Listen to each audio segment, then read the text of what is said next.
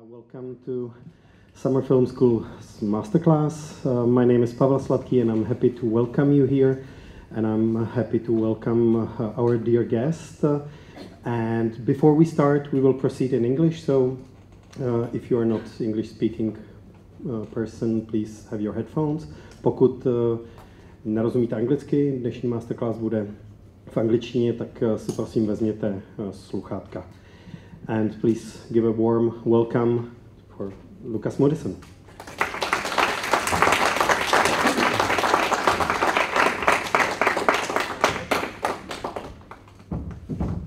Thank you. It's nice to be here. Thank you. I like the fact that it says expert program here, so. And you're the expert. Yes. Right now. On your films. We are going to discuss your filmography or different contexts, and you are all invited to step into the conversation at any time. So ask questions, make remarks on whatever you like to be discussed. Is it working? Is it working? Okay. Can you hear us properly? Okay. So maybe first of all, do you watch a lot of films these days? No, I don't at all. But I came here and I thought that maybe it's time for, after this festival, I felt like, yeah, maybe it's time for a new, fresh start for me to start watching movies again. It felt like it could be a good thing to do. No, but I don't. Normally, I don't watch a lot of movies. And was it always like that, or you were kind of warned of watching films, so you kind of stopped? No, I didn't grow up with a big love for cinema in general. Just normal interest, and I saw, of course, some films that made an impact on me. But for me, it was always music and books. And then, after some time, I felt when I started to become interested in films, then I had a couple of years, 3-4 years, when I watched a lot of films all the time. And then after that, it sort of like went down a little bit. So I had those years. I tried to see it, but no, it's been difficult for me. If the film is bad, then it's bad, and if the film is good, then it's bad for me. So I don't, yeah. Then I get jealous. So do you follow some recommendations, or how do you pick if you have the time and will to see something you basically don't know much about, maybe? Actually, I have started to watch a little bit more films lately, and but then I've sort of tried to go back in time a little bit. So I saw Casablanca a couple of times, and I watched some silent movies, and I watched some Polish Yiddish cinema, and so on. And then I saw 2 black and white films here at the festival, and I wanted to go and see a silent movie as well with the live music, but didn't have the time. So I've been going back, and then I've also started to watch some horror movies in general, because I felt that maybe I should start making horror movies, or a horror movie. So if you have any recommendations on good horror movies, I would be happy to. Okay, we can share some horror recommendations. Any horror movie enthusiasts in the audience? What kind of horror audience do we have here? What would be your picks? I'm not a horror fan at all. We might send the mic, okay, so you can share it. I always say that I'm not a horror fan, but today we went to Sweeney Todd from Sweeney Todd, Tim Burton, yeah. Yeah, and it was so good. It's also a musical, and it's not that much a horror movie, but it was so good and so fun for me in a way. So maybe this one. I also I like Tim Burton, I think, quite well. So. Okay. Tim Burton, noted recommendation. And yeah. Do you know his work, by the way? Or some of it, yes. Not all of it, no. Any hardcore horror fan here in the audience? Oh. No? No Nosferatu or Midsummer or any other kind of horror movies? I started watching Nosferatu, the new one, at the Square yesterday, but I'm old, so I couldn't really sit there for a whole film. So I'm going to finish it at home on my phone. But it was nice to see it there. It was really like a nice experience to watch it on the Square, this gothic film, and I thought also it looked much better and was much better than I saw some reviews, and reviews are always horrible because they are just someone's subjective opinion. But I don't know. Maybe it didn't get good reviews. I don't know. But I think it was quite good. But I only saw the first third of it, so so it doesn't really count.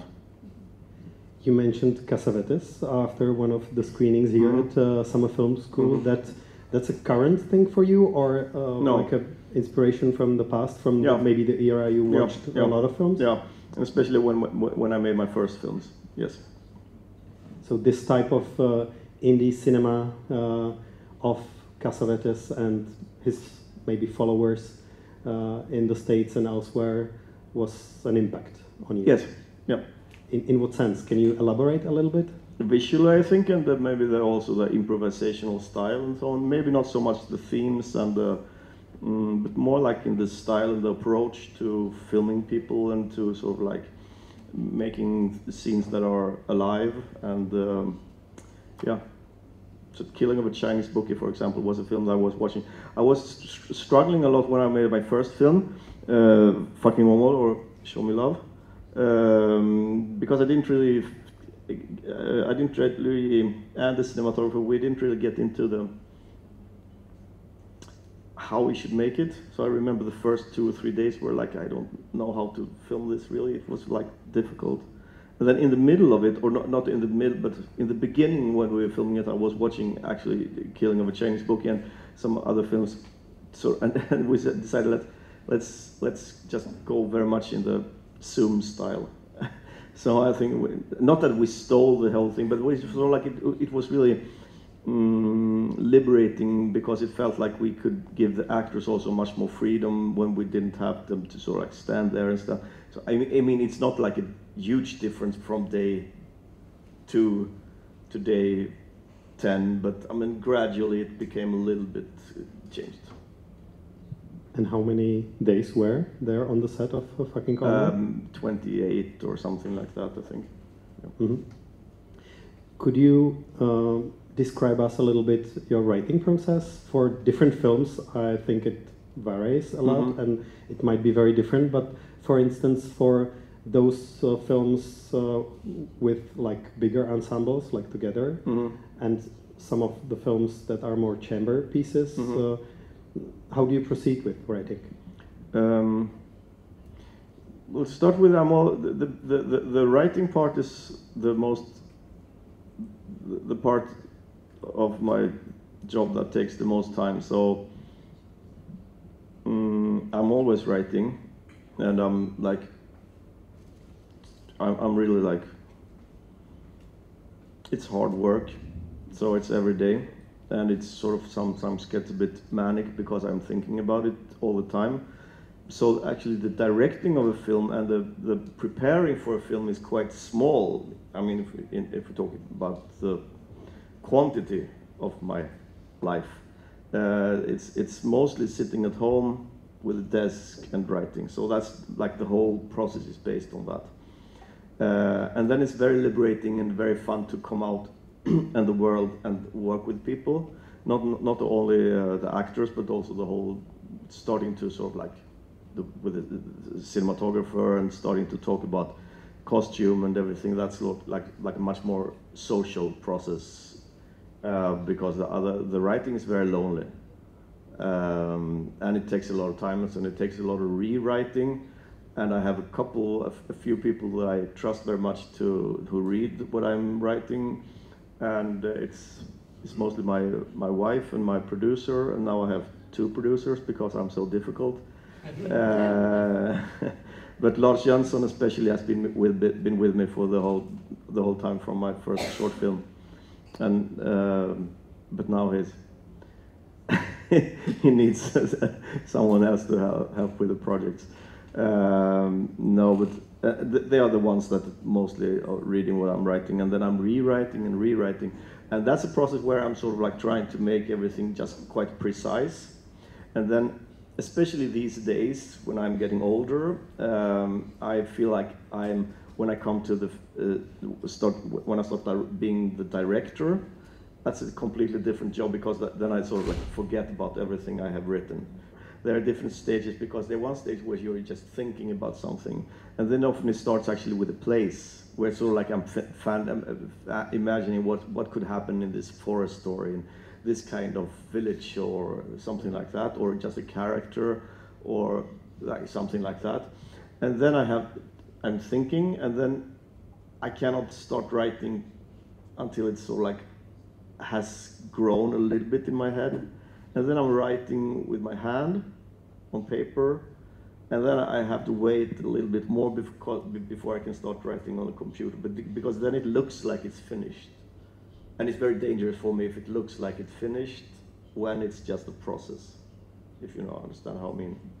And then when it's in the computer, I rewrite and rewrite and rewrite. And then I really start from the beginning again. It's not like I just change a few words. Often it's just like I can write large quantities. I'm a real writer. But you keep your previous versions, so you can maybe come back to it if you don't like the changes, or is it like the bridges are burned and you continue? No, of course I keep them. I mean, it's a digital world, so they are there somewhere. But no, I usually move forward. But of course, if there is a scene that I throw away and then I feel like, oh, I should keep it, then of course then I can get it back. Yeah. And then you share it with your colleagues and close people, and then you discuss it.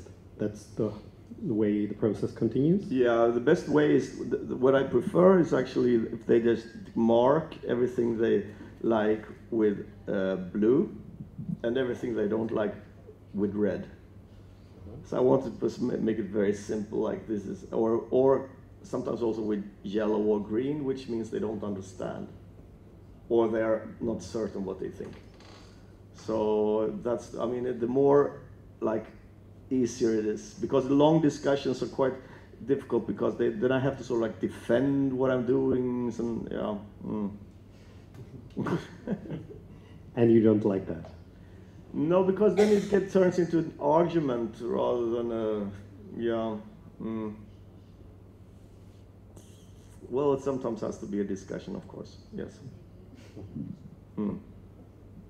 So then you take this colored version of your screenplay and you continue to another one, and then at certain stage you go on for financing the production? Yeah, well, maybe we do that parallel, because the financing takes also a lot of time. Yeah, and I don't do that myself. That's of course the producer who's finding the financing. It's getting much more difficult these days in Sweden, at least.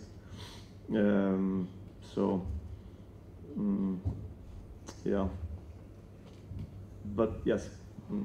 And do you add some visual references to your screenplay, No. or do you create some mood boards No. or stuff like that? No, No. not at all. No, I think I know it's very. When people send me scripts, if someone wants me to read something, and so there's always these visual elements and mood boards and stuff.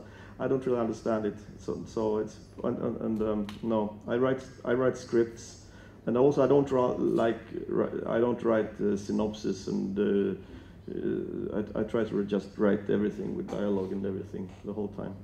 But it's getting more like people want those statements and the visuals and stuff like that, but I haven't done it very much, so I don't really understand that system, that idea.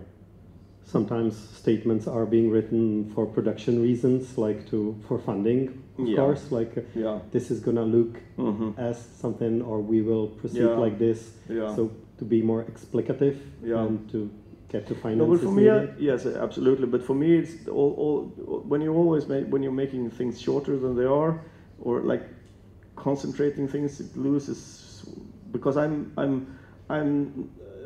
and this is, I'm not saying this is the right way to do it, this is just the way for me, is I'm much more interested in the details of a story, of a script or a film. I'm interested in like the small things like the clothes or this dialogue or this small thing happening there.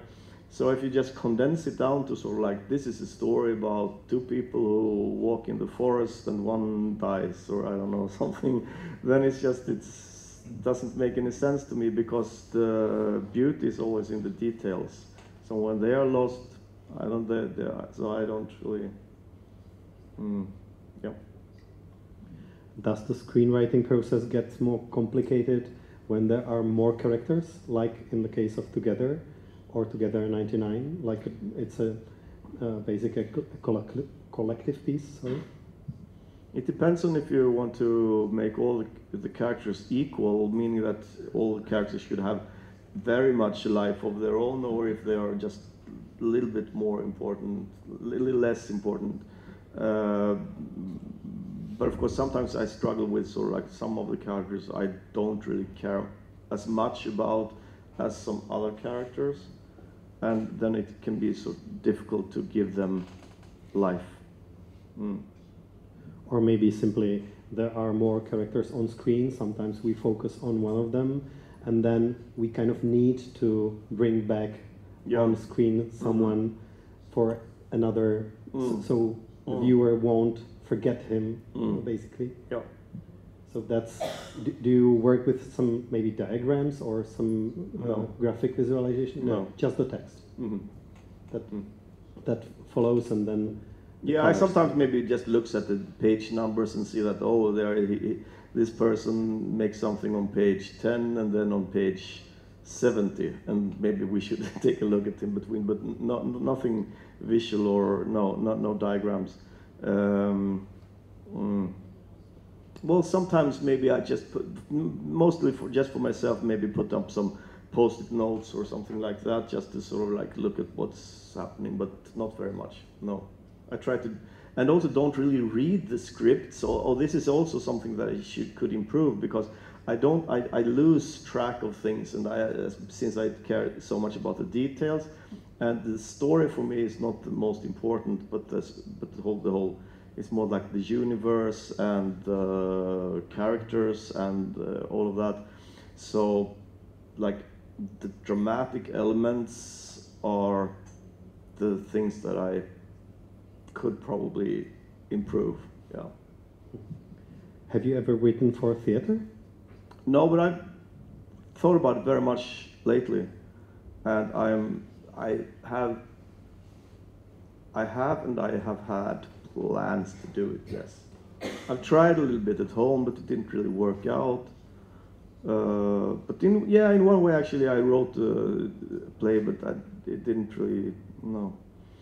But I think, especially since it feels like, in Sweden at least, financing films is getting, what the financiers and the distributors are looking for are more and more, I think, conventional films and less personal films. And there are so many people involved who have opinions and so on. So sometimes it feels like maybe I should have an outlet for the more stranger things to do, and I could do them in theater maybe.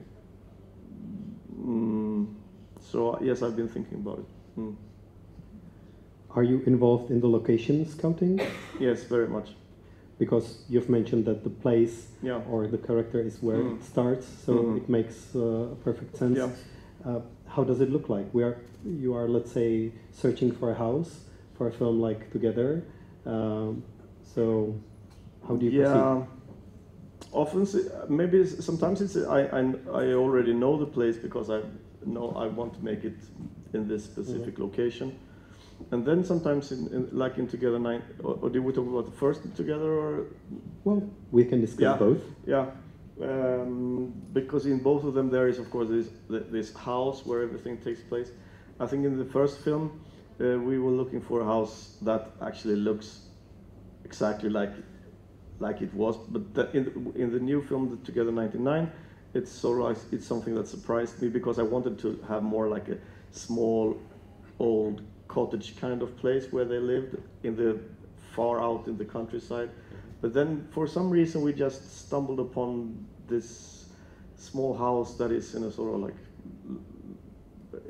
on a asphalt street and with neighbors and everything, and it just felt like it would be fun if they had moved there instead of this idyllic little place. So that was actually something that changed during location scouting, and it was more like by accident. But then it's interesting to hear because there is the character coming from the, let's say, dysfunctional family and joining, making the friendship there, which is the closeness makes sense. Yeah. So that wasn't like rewritten after you changed the play. That was already the plan. Like Which the one? boy's character who is coming to the community from the neighborhood. No, I was talking about the second film. Together Okay. 99. Oh, sorry. No, Sorry. okay, no. No, the first film it was like that all the time.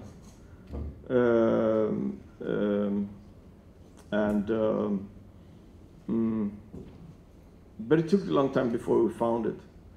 And it was close. We had to rebuild the house a little bit because it was really run down. We had to build new walls and things. And it was also quite close to a road with traffic, which you don't really see in the film. Now I'm talking about the first Together film. Yeah.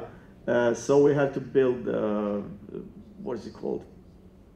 A fence, like for the sound. So, but Sound wall or something. yeah, like a real wall, Mm-hmm. like wooden walls to like a high one, you know. Yeah. This may bring us to the question, why have you returned to this topic? Why have you returned to community of Together and made Together 99? Because it's the same people in a different age, but in a different perspective, right? Yeah, because things never really die, because they live on and characters live on and dreams live on. And I thought because it was the first film was really about the first film is much more, and that was the meaning. The first film is much more colorful and full of happiness, people jumping up and down and so on, and had these big dreams.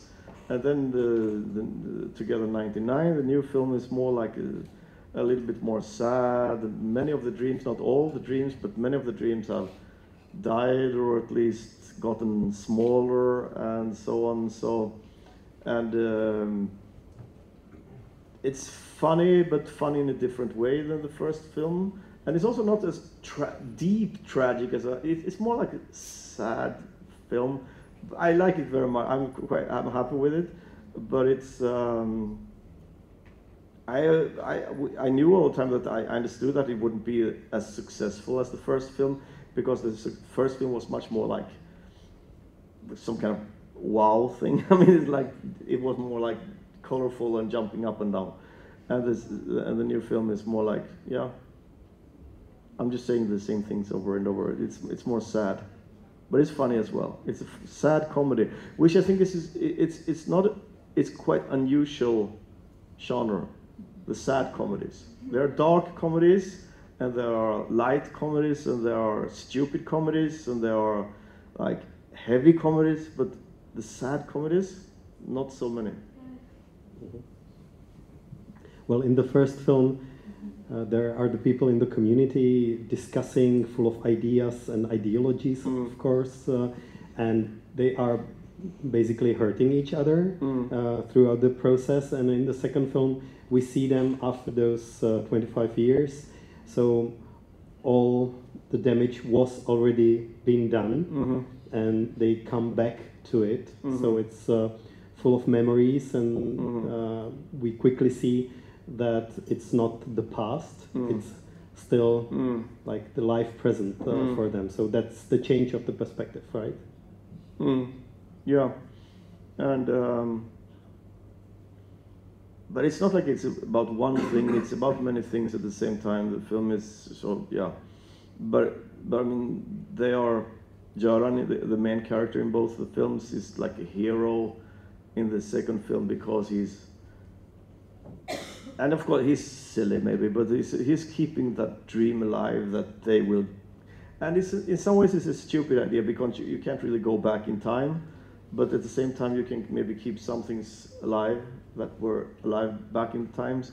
And so he's, I think he's a hero who wants to get everyone together again and start over, and he wants to invite them there and let's go and live here together again, and let's raise the flag and everything. Yeah. I don't know whether everyone here agrees, but he's, according to me, a warm-hearted guy, a good guy who simply can't say no to his friends, to his close people, but to maybe ideologies as well. So he can't say no to his, I don't know, to his life, to the heritage he has as well, right? Yeah. Yes. Or do you see him as a maybe more ambivalent character, some of you? All human beings are ambivalent. Of course. We're all double, and you know, we all have different sides. So it's not a programmatic character or a programmatic film. It's yeah. Did you like the character? Those of you who have seen Together here at Summer Film School or It's elsewhere. shown tonight. And Together 99 is being shown tonight, so we are discussing it. I think without spoilers. Yeah. I hope so. So yeah, maybe it's just stupid to talk about a film that maybe most of you haven't seen yet, but you will see it later. Maybe. Yeah. So we might come back to the production process. We were discussing location scouting and the pre-production. When cinematographer steps in the location scouting part, or sometimes. So how do you collaborate with your cinematographers? I've worked with Elinor Hallin these last years, and she's originally a documentary photographer, cinematographer, and also a documentary director. So she comes in with kind of documentary thinking, and we do everything. She's a bit like me. We're really fast, and we want to film a lot, and we don't want to prepare too much, and we don't want to know what we're doing the next day, and so on. So it's a bit like we are in kindergarten, and there are some other people who have to keep. So we run around without shoes, and sort of like we're like. It's very, between the two of us, it's quite sort of like childish thing, where we're just trying different things the whole time. So it's not very planned. We don't do storyboards and things like that, and I've never done that really, because I want to sort of be open to see what happens and improvise a lot.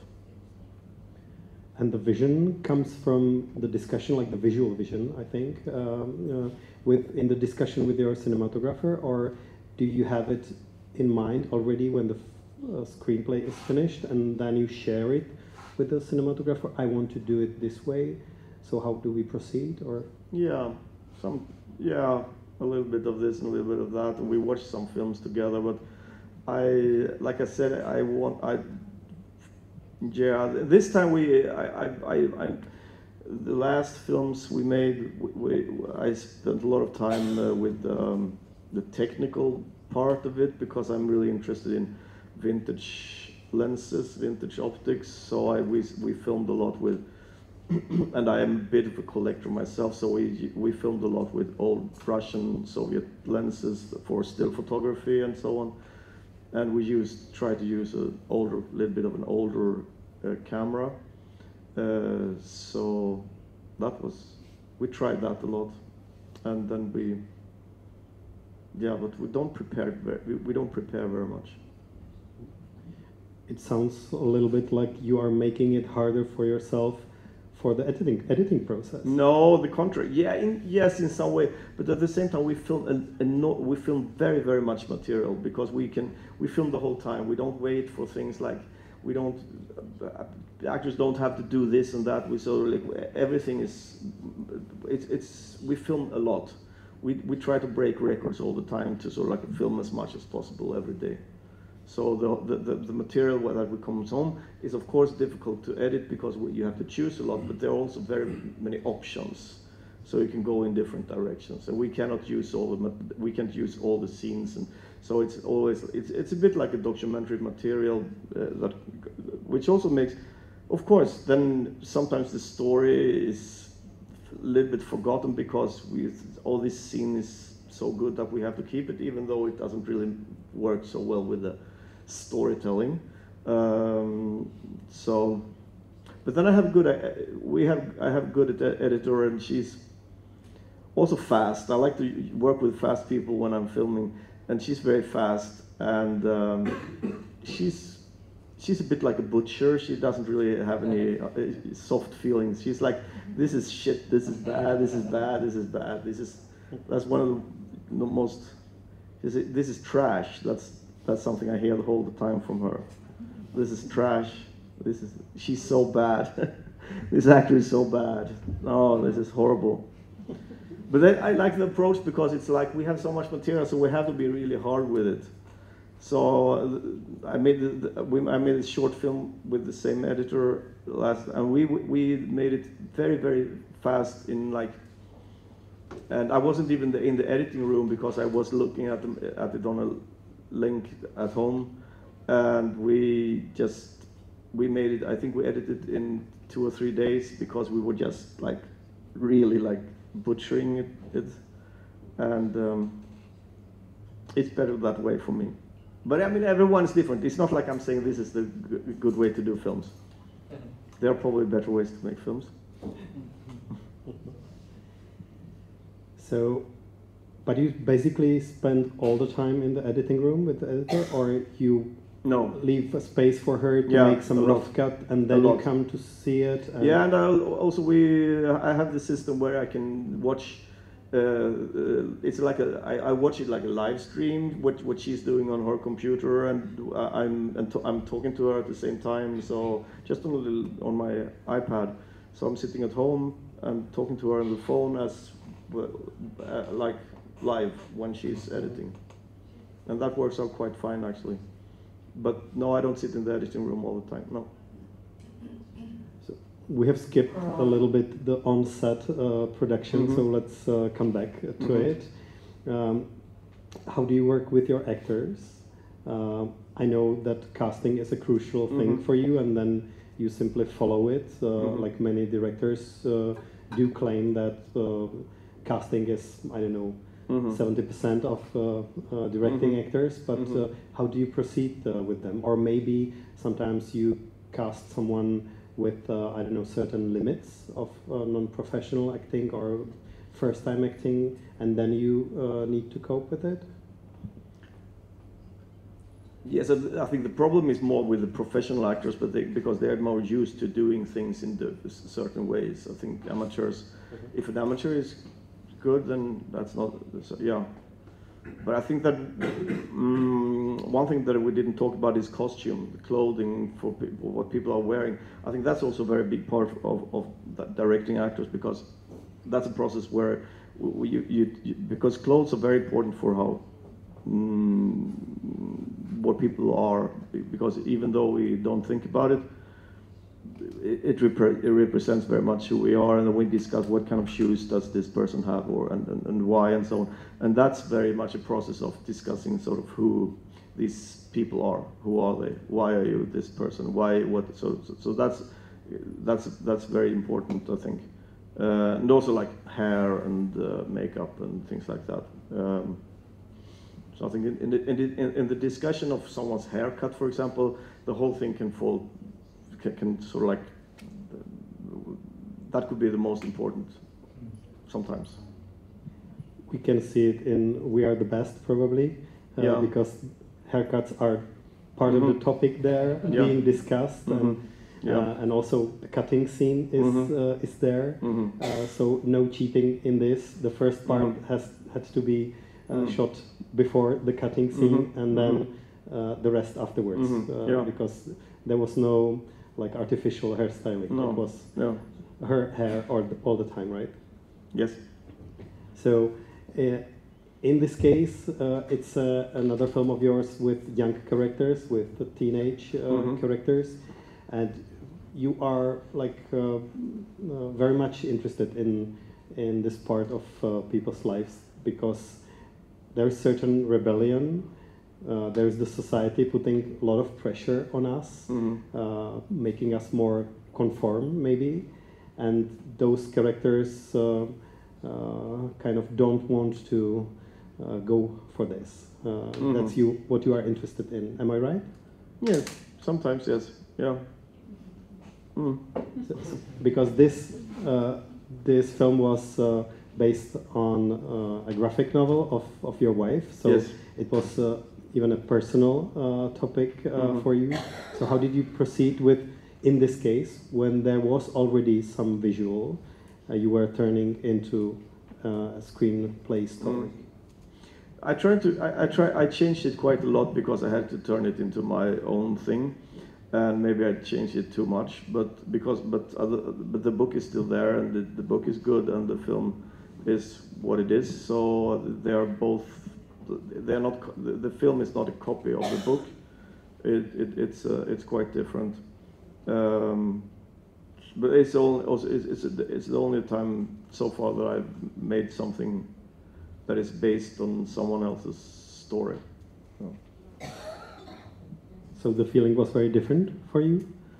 Like no, it would have been if I had tried to follow the book closer. But since I felt like I had to be free, then it was like I really wrote a new script. Of course, I mean most of the scenes and most of the characters and everything are in the book, but I treated it like material to write something new. We Are the Best is a film with a certain importance of music, of course. So this might be the topic for the discussion here as well, because you used Show Me Love by Robin, you have used Love Hurts by Nazareth, and here the punk or punk rock music. So how do you proceed with using music in your films? How do you pick music and deal with the rights, maybe? These days I think I'm starting to change and feel like there's so much music in the world that is getting really annoying with all the music. You cannot turn on a program or watch a film without the music just hitting you in the face. So I'm trying to make use less and less music. But when I started to make film in the late 90s, then it felt more like it was a nice and liberating thing to put in some good music in the films. So that's what we did. I tried to just put in music that I felt that I liked, and music that I felt was good for the scenes and so on. And of course it gives a lot of energy to the film, but at the same time, at the moment now, it feels like there's too much music in the world, there's too much noise and too many sounds and so on. So I try to use less and less music. But yeah, it's been important for me in the past. And also lyrics are important, right? Because Show Me Love for Fucking Omo, or the film being titled Show Me Love in English eventually. So you followed the lyrics as well? Yeah, I don't know, maybe. Or not that much? No, of course, but I don't, but not like it was an inspiration or so, but yeah. I mean, they made sense. Yeah, because the character is struggling with showing the love, like to her partner or in public. That it's not a bad summary for the film. No. So the title in the end, Show Me Love. And title of this film was a subject of huge discussions as well, because the Czech title is very different. It's basically Love is Love, which is a reference to a local pop song that popped up in 90s here, and the city in the title disappears in various titles in various languages. But Show Me Love then ended up kind of summarizing also Yeah, it was partly what the I film think is it was a about. time when we there was this at one point in somewhere they just wanted to print an ad in Variety or something, and they said we cannot use the word fucking. So at some point we just had to come up with it. It was us. We had to sort of like, okay, let's find a different title for when it was premiering at film festivals. So we just like, I don't know, it's just stupid, and we just almost for fun we said let's call it Show Me Love, but we never thought that would be a title that would stick with the film. It was just because they couldn't write fucking. I don't remember that exactly, but it was. So I don't know, but that's okay. Things happen. Yeah. Any questions? Yeah? I have a question. We will send a mic so we can interpret it. So wait a moment, please.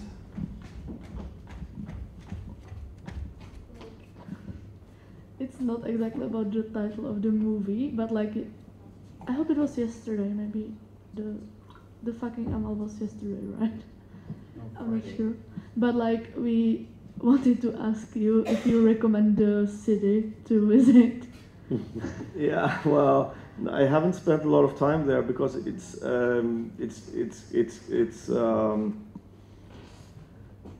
stupid because the film is not made there. It's made in another small city in Sweden, which is called Trollhättan, and people in the film talk with the accent of Trollhättan, not the dialect of Åmål. So I don't know, but there was just some point where it felt like I was writing the script. When I was writing the script, it felt like, yeah, we should make it in Åmål, but then for some reasons it was difficult to make that because it's quite up. It's further up from Gothenburg where we were based, and it's quite close to Norway, and it's sort of like, yeah. But I was just there a couple of times just to get some inspiration. But so I think you should visit Sweden, but I don't know about Åmål, no. Yeah, I wanted to ask more like, because I'm also from the small town. Yeah. And it's like, so it's resonated with me, and like Yeah. we discussed it after, so I have to take the No, but I opportunity like to small ask. towns, so it's not like I think there's a lot of small towns or some in some of my films, but I have also a big love for small places. I live myself I like to live mostly I live in the countryside, and I find it very stressful in the bigger cities and so on. So I have a lot of love. The best people for me in the world are the people who are staying in small places but still have some kind of interest in the world and interest in arts. And so librarians, for example, in really small places, those are my favorite people. People who sort of read books, live in the countryside but still read books. So that's my ideal society is when people are living everywhere, but there's I don't know, so living in the countryside and painting or something like that. Yeah. Like sorry, I took the mic for so long, but like the things about the library is like resonated so much with me because like we have a library, like really great library in my hometown, and like it's like the cultural center for like everything. Like I think in Chicago, like every city has a library in a way, which is so good, I think. Yes. But like libraries are good. My mother was a librarian from a small town, so maybe that's it. What would you recommend us to read if you would have been a librarian? Oh, that question is too big. I don't know. I'll have to think about that. But yeah, no, at the moment, no. I don't know. Do you read current literature, or are you focused on maybe classics more? Yeah, I have a little bit of a problem with living writers, and because it's sort of like but I read quite a lot of. I read a lot of things that I have already read before because I like to reread things and so on. So, yeah, I'm a bit old.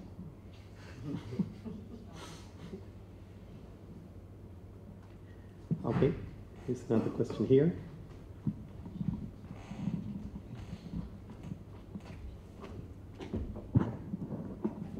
Hi, I have a question about the writing process.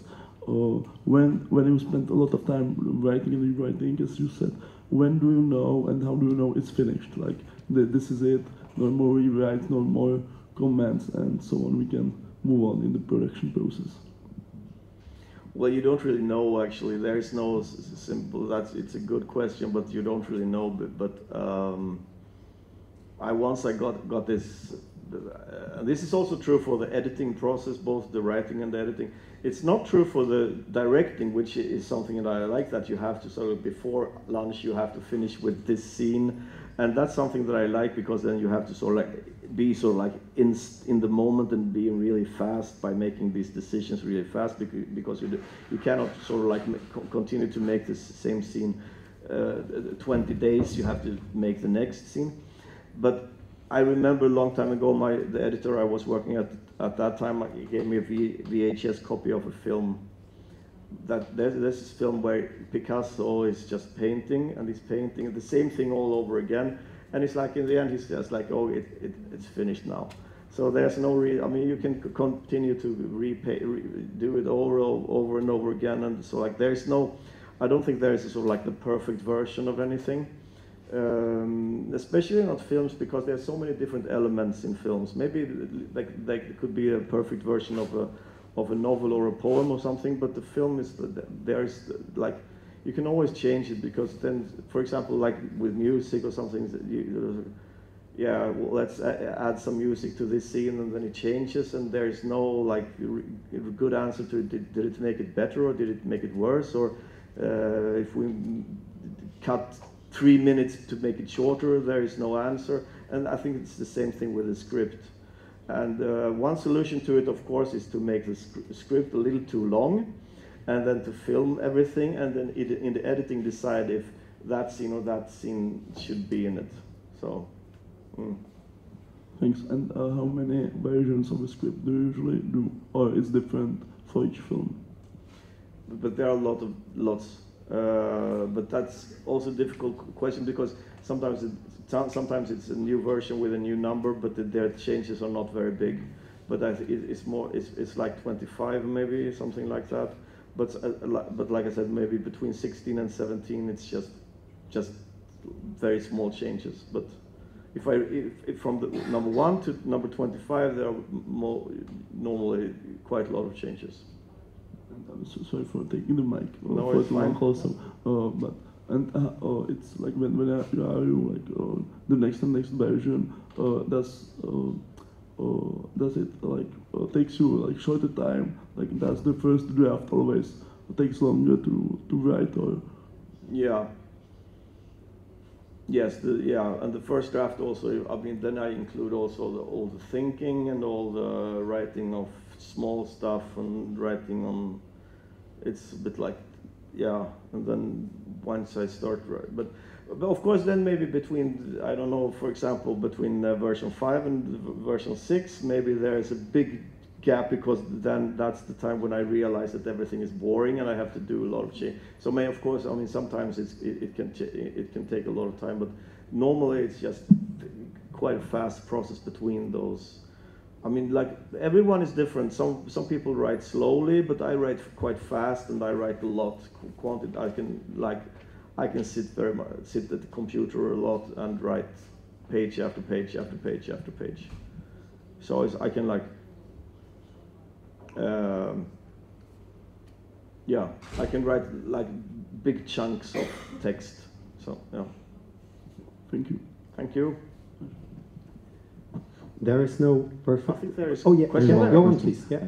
I have a question about how you work with the actors on the set. Like, Yes. if are you giving them freedom to improvise some scenes, Yeah. or are you like really want them to learn the text and the lines, how you wrote them? So what's your approach, and is it if it's different by the projects? Yes, but I want them to learn the text. I want them to know the text, but I also want them. It's maybe it's schizophrenic for them, but because I want them to know the text, but then I want them to be able to do whatever they want also. And I'm starting to improvising more and more, I think. There has always been a lot of improvising, but in the beginning it was more maybe like improvising how to say things and how to move around in the room, or but still keeping quite close to the dialogue. But nowadays it's more like much more open. But there's always been improvising. Mm. Okay. And are you doing some rehearsals before the shooting itself? Like, for example, like having some time with the actors, developing their characters, or you're meeting after that only on the set? No, I think we have a meeting, everyone just saying hi and so on. But and then there is like the it's from time different, because sometimes it feels like these two actors who have a lot of things in the film, then maybe they should go and have a cup of coffee or meet with me and so on. So it changes. But like I said before, there are some parts there's some steps that are important, like the costume. So when I'm sitting with the costume designer and we're trying different clothes, that's really important, and that's really one part of building a character. And then for some actors, I mean, actors are all different, of course. Then for some actors, they need more. Oh, we have to talk about this and this, and for some, it's and I don't rehearse. Not really. We rehearse maybe sometimes when it's technically complicated. Someone is going to run out, and we follow them, but then it's more like technical rehearsal. But then I like to call the first take is like a filmed rehearsal. But that's just a word for it. It's the first take, but it's just like to make actors feel like they can like do everything wrong, and then it's okay. And that's one thing that I try to really work with is that the whole, and this is the thing for the whole team, for the whole crew, to take part in that we try to create a nice atmosphere and a very friendly atmosphere, and to keep also the people in the room as few as possible, and to keep it so like everything low-key and simple and stuff like that, so that people, including the crew, everybody should feel like it's okay to make a mistake, or it should be okay to like fail and be stupid and so on. So, and I try to do this because I'm doing the same thing myself. So everybody has to be ready to sort of it has to be a very forgiving atmosphere and fun atmosphere also, especially even also when there are like heavy scenes, it has to be sort of like How to keep this forgiving, happy and good atmosphere when things are not going good? Yes, that's difficult, but that's on me.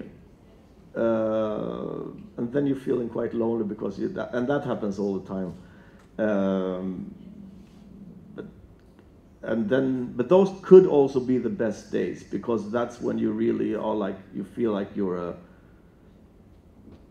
like you have to really dig deep and try to find some solution to something. And often that solution comes from doing something completely different, and then maybe go back to, sort of like if there is a scene where the two of us, we are talking now, and it feels like you are so bad and I'm so good, the actors. So, for example, then it's like, oh, the scene isn't working out because this guy is so bad. then maybe we have to sort of like make a scene where we're running around, and I don't know, do you know what I mean? It's like doing something completely different. And then maybe we can go back, and then it changes. And then, or we have sort of like put some of these people up here as well. So like really mixing it up.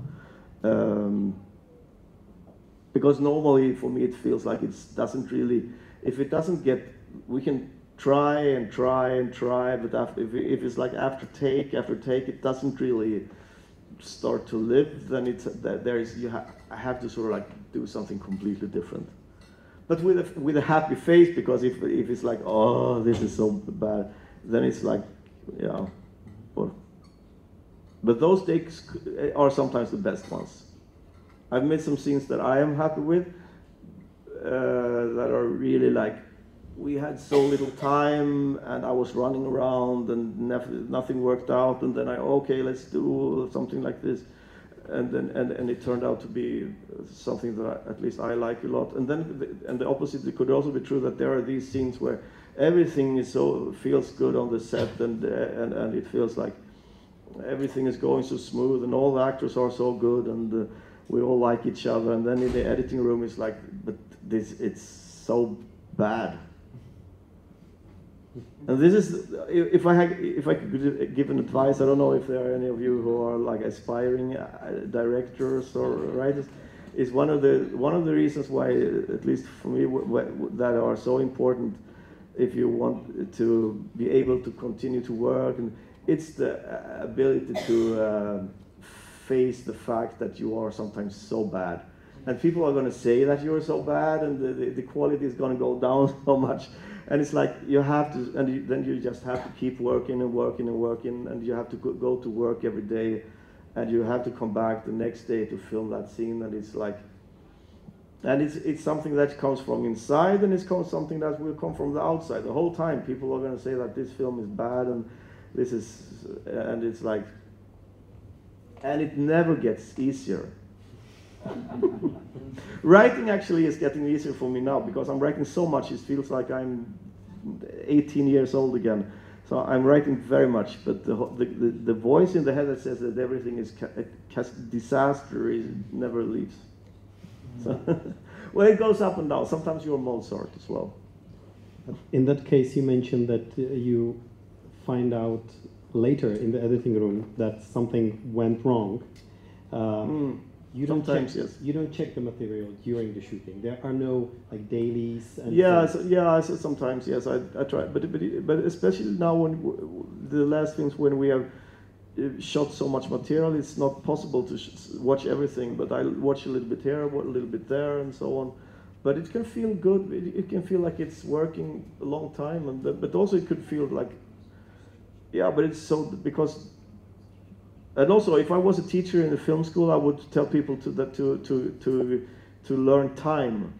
I mean, in the room, when it's like you have to understand that you have to, before lunch, you have to finish with this scene. That kind of time pressure, I think it's very important to learn. And then you have for me, I have like. We try to have 2 days, maybe, that are completely free. So you can actually redo 1 or 2 or 3 scenes. And that's very important because there are always some scenes it's fantastic to be able to remake a couple of scenes, but you cannot remake too much. So it's like you have 2 days maybe where you have, and then you have to make just the worst mistakes and remake them again. But that could also be because it was raining that day, or the camera didn't function, or there was a technical problem or something. It's hard. But it's a lot of fun. And those first takes you mentioned, those first ready to fail, do they end up in your films? Do we see yes. them? Yeah. Often, yeah. Where's the mic? Yeah, so I want to ask about your Pikachu tattoo. I'm sorry.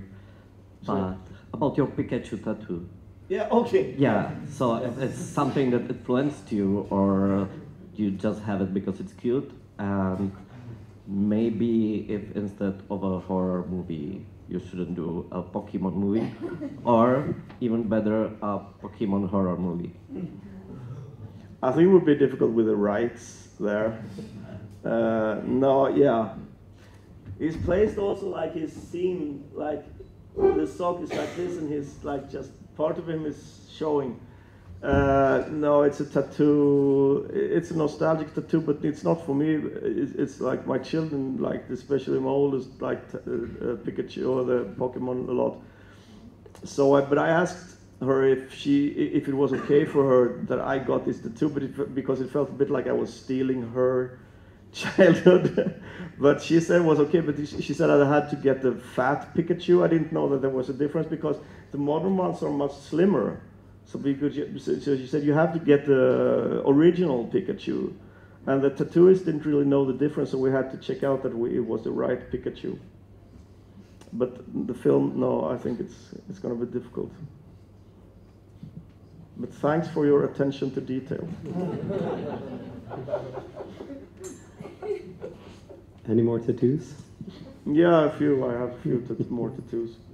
They all have meaning. I was planning on tattooing some of my favorite camera equipment, like my favorite cameras and my favorite lenses and so on, but I haven't done it yet. But I was thinking about it. Okay. I have this special lens, I think, because I'm interested in things and I'm interested in objects that have a story and have physical story, real story. Like my father was, he liked to take pictures, just like an amateur. It was nothing he worked with or anything, but he had a quite good camera. He had a Minolta camera that he bought late 60s, and I was born in 69, and so he had this camera with this lens, 55mm lens, and so all the pictures of me when I'm a little baby are taken with that lens, and then now he's dead since 15 years, but so I inherited the camera. I have cameras, but that lens, the physical, that lens is a lens that we made that I filmed a lot with now on Together 99, and that felt like that lens it's so good. I mean, so I thought about tattooing that lens, and I think it has. I mean, objects carry some kind of soul and stories and so on, and even if they don't, they do for me. So it works out in both ways. It was a little bit too sharp sometimes, so sometimes we had to work with the really more trashy old Soviet lenses that I bought from Ukraine because I didn't want to buy lenses from Russia, even though they're made in Russia. So I have quite a collection of old vintage lenses. You have made film in Russia? No, in Estonia. But it's like set in Russia, right? No, it's set in an unnamed part of the former Soviet Union. No, it never says where it is. Because that's Lilia Forever. Mm-hmm. That is not screened here at Summer Film School, but it's, is it 2000 or what year was this film? 2002 it must have been released, yeah. How do you remember this experience with this shooting?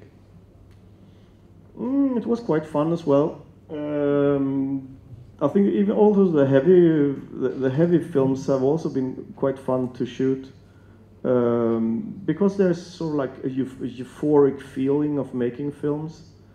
That was a film I was involved in choosing the films for the festival here. And they wanted to show Lilia Forever, and I said that, I mean, I didn't say you're not allowed to show it, but I said that it's not a film that I can talk about very much because it's not one of my favorite films, and I mean, everything is subjective, but for me personally, I would feel that it would be difficult for me to do a Q&A after that film. I know some people like it or that it has impacted some people. But for me, it's one of the two films where I feel like I'm talking as an outsider and I don't really know what I'm talking about in the film. And maybe I'm too hard on myself now, but I feel that Lilia Forever and Mammoth are films where it's sort of like, it's not really my stories. It's something that I'm looking at from the outside. And they're also not in Swedish, and I think Swedish, that my language is important for me. So I'm not saying that it's a bad film, but I'm saying that it's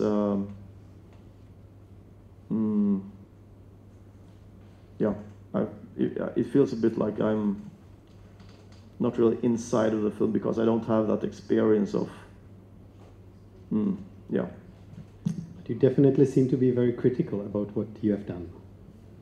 Yeah, you should be, I think. But no, but I'm slightly, a bit bipolar, so it goes up and down. Yeah.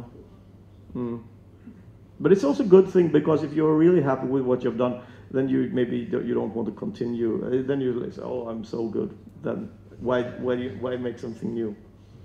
At the moment, it feels like I'm really restarting, and it feels like I'm going to do so many good things in the future, like the horror movie. I'm a bit disappointed that you didn't seem to be horror enthusiasts here. I was hoping for that. But I think it would be interesting to seriously to work in a genre with with strict, in a little bit of a box way, because you have to have this it has to be scary, and it has to be they have this and this and this and this element, but at the same time fill that box with something completely different and something that is personal. So I've been thinking about it quite a lot. And could you tell us what is behind this restart you mentioned? It's the will not to die. I don't know. It's like you read. No, I think it's no. Maybe it's also because I feel like there is a new freedom in my life, because or not freedom, but it's like a restart for me also, because I don't know. Maybe it's just because. Maybe it's because me and my wife, we lived with our children in Malmö in the south of Sweden, but at the same time we always had a vacation home in Småland in Sweden, which is in the countryside, in the forest, and it was my father's house, and then he died, and then I inherited it, and we spent a lot of time there, and more gradually more and more time.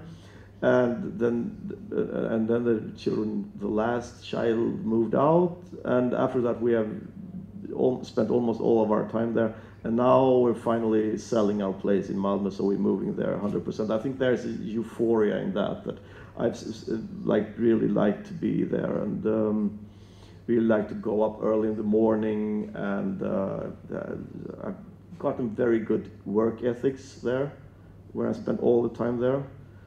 So I get up very early in the morning, an hour or two before my wife gets up, and then I sort of sit and write, and so I have a really good time writing at the moment, which doesn't necessarily mean, because I spent 1 or 2 years writing a script that my producer in the end said that I don't think we can finance this. It's too weird, or it's not commercial. It will be very difficult. We can try, but I think it will be very difficult to get money for this project. So I just spent 1 or 2 years writing something that I just had to kill. Questions from the audience? There is one more film we haven't discussed so far, and it's screened on Tuesday, I think. Mm-hmm. Container, which is your most avant-garde film to date, right? So in this case, which is a black and white film, seems almost without sound, but there is voiceover to it, very specific. I don't want to spoiler it more, but in this case, in a very different project, was the development process also different, or how did you go on with this? Yes, it's a film that I made, and also I started as a poet when I was young, and so sometimes it feels like I have to go back to something that is more like poetry and not so much storytelling, and also to sometimes accept that the world is very chaotic and not try to turn it into a story from here to there. So it's like a film full of chaos. And I wrote more like a long poem, and then we put pictures to that. And I'm just very happy that someone gave us money to make it, and I don't think I would get that money now. But for some reason in those days, it was easier to get money. All very little. It was very cheap film. It was very, very low budget.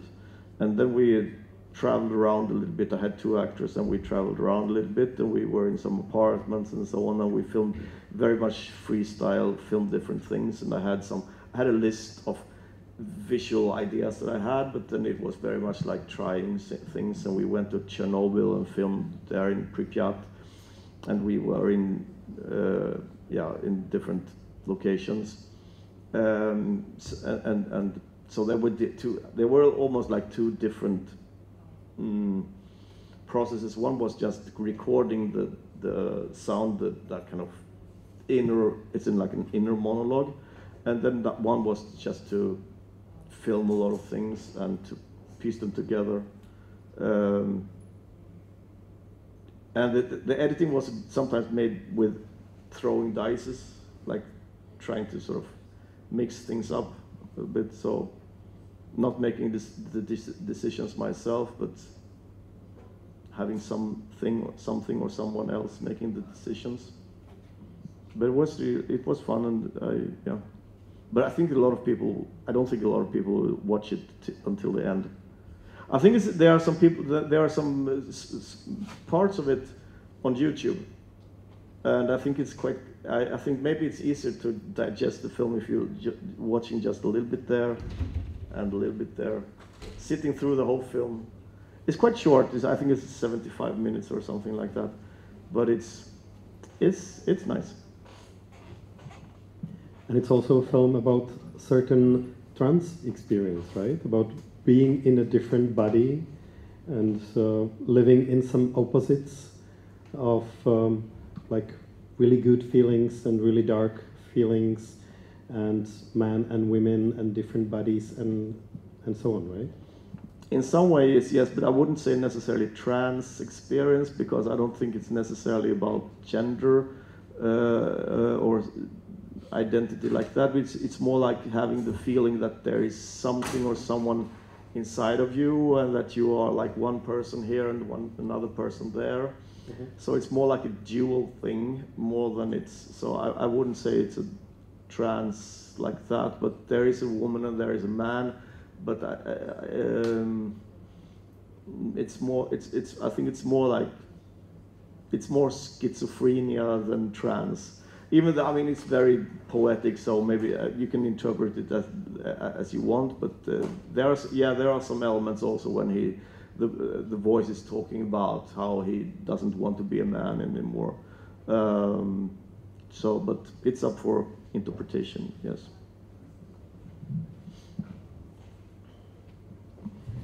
There's a question here.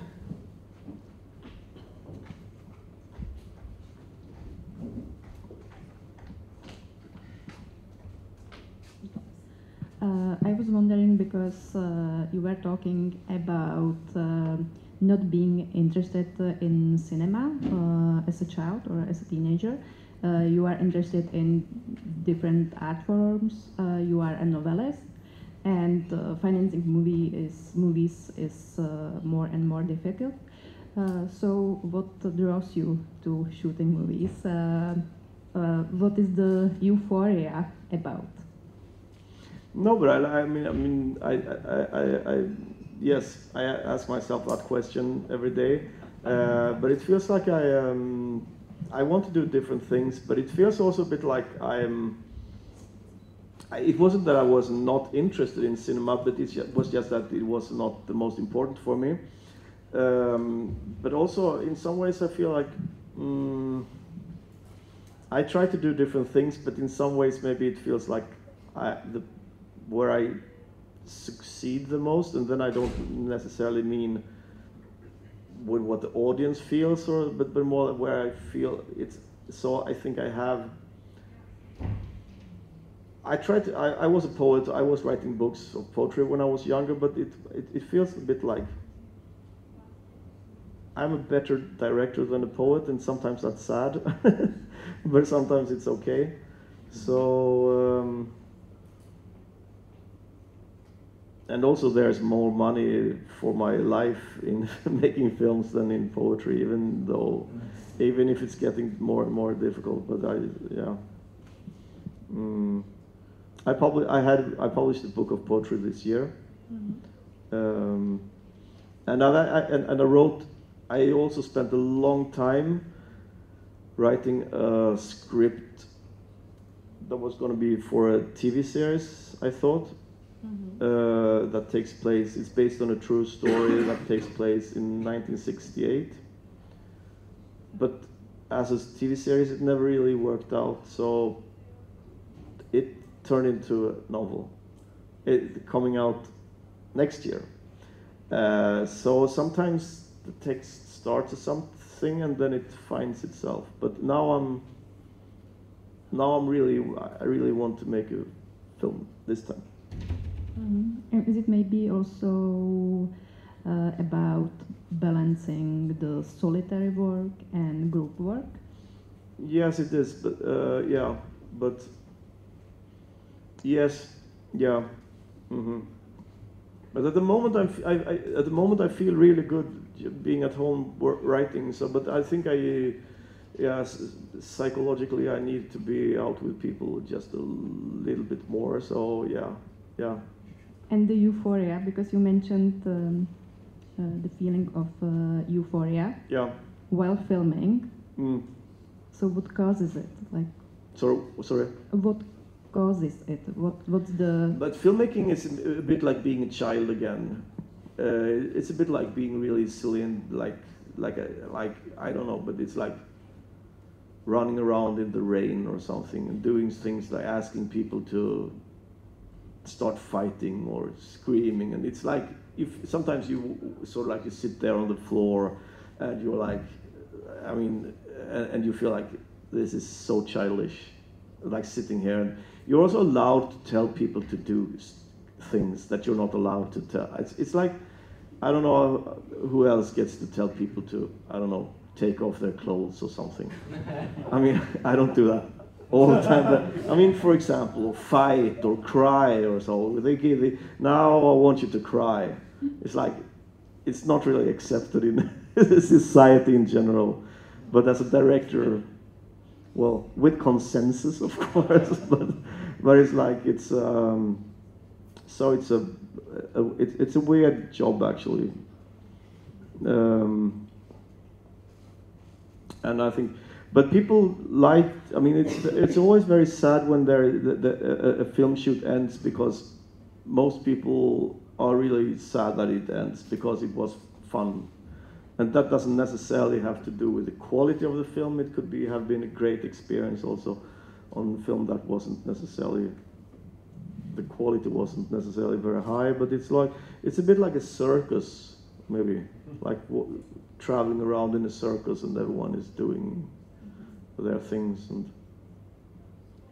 But I couldn't do it. I mean, the people, if you're a director, the people you work with, who work with sound and who work with production, and so, they're working the whole time. And I think would be very, very difficult. You just go from the one project to another project, to another project, to another project, which means also, of course, that they are much more professional than I am, because I come in there and I do this thing with 2 or 3 years between, and so, yeah. But there's euphoria being on your own as well, writing, and I have 3 dogs, that's also euphoric. Thanks. Thank you.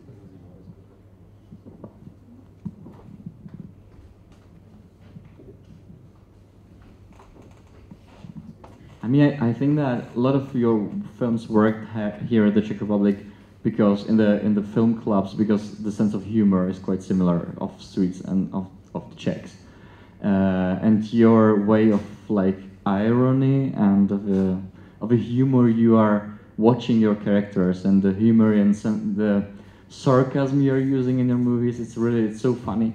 Do you laugh a lot during writing the scripts? Do you because it's really for me such a beautiful mix of laugh to the characters, but as well like that you are laughing at them. I really love this Jesta TV series, which is also quite popular here in the Czech Republic. It's on Netflix, I think, like now, and it's so weird, but so funny, and with such a laugh to the characters, but as well as a laugh. So, do you laugh a lot during writing the script?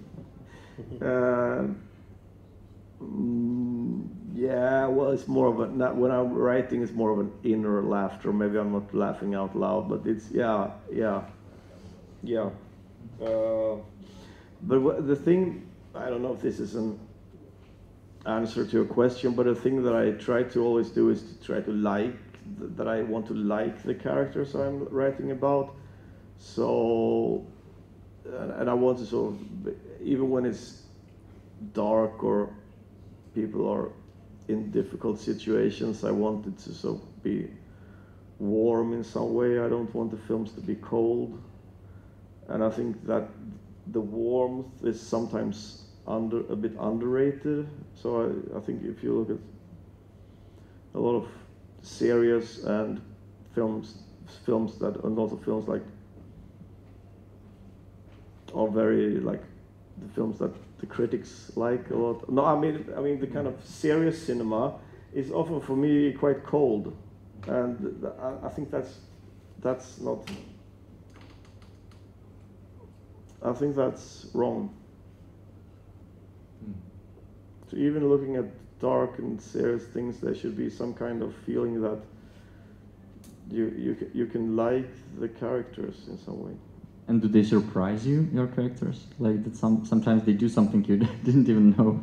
Yeah, it was in a way, and you say, "Oh, he's just when you're writing, and if you this is also why I like to work in a fast tempo, because when you're writing things in a fast tempo, and when you're directing in a fast tempo, then you sort of like start writing automatically by yourself, and you don't really know what happens, and the things that you plan, something else comes up, and there's like, oh, she suddenly starts to eat cookies, or I don't know, but you hadn't planned that, and so yeah, I'm quite a lot of surprised. Yes, yeah.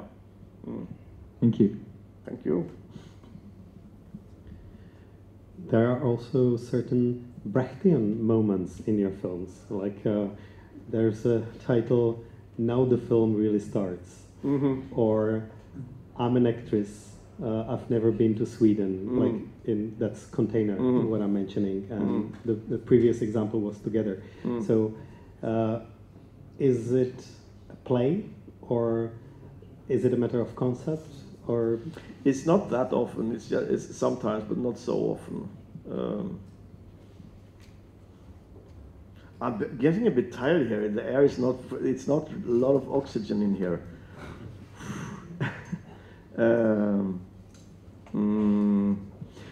I don't think there is a lot of Brecht, but maybe sometimes, yeah. Is someone willing to ask the last question until we run out of air completely? Any more questions? If not, then thank you very much for coming, and thank you, Lucase Moodyssona. Thank you. It was very nice to be here. Thank you.